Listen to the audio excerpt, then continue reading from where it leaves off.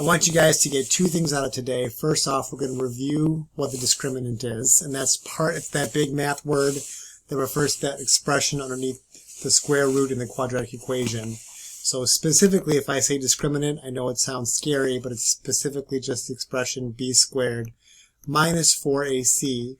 And one way to use it is to tell, like, how many real solutions an equation has. There's going to be times, like in the next few examples, where I don't really care what the solutions for the quadratic equation are. I just want to know if it has one real solution, or two real solutions, or no real solutions.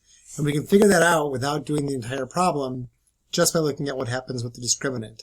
You hopefully know or can recognize that the quadratic formula was this whole like opposite of b plus or minus the square root of this thing called the discriminant, b squared minus 4ac, all over 2a. We haven't spent a lot of time turning this into actual like numbers. We just kind of left it alone. But I'll point out that like this thing, the discriminant, it's underneath the square root symbol.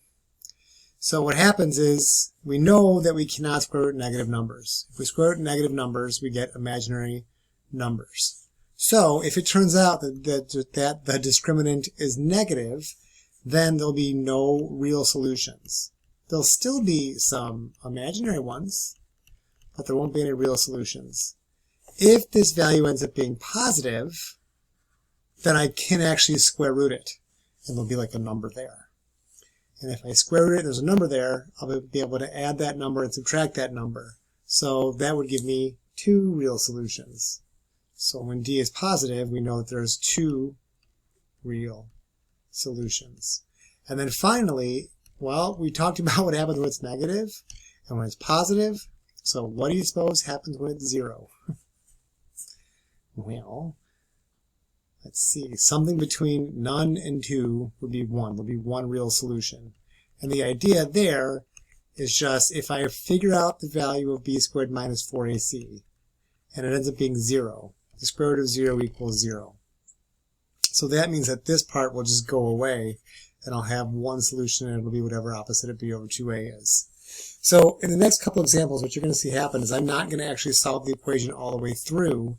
I'm just going to figure out the value for b squared minus 4ac, and based on whether or not that's positive, negative, or 0, I'll say, oh, there's no real solutions, or two real solutions, or one real solution.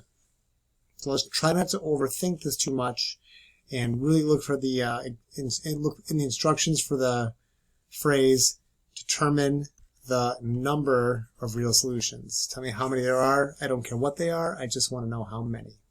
Let's do some together.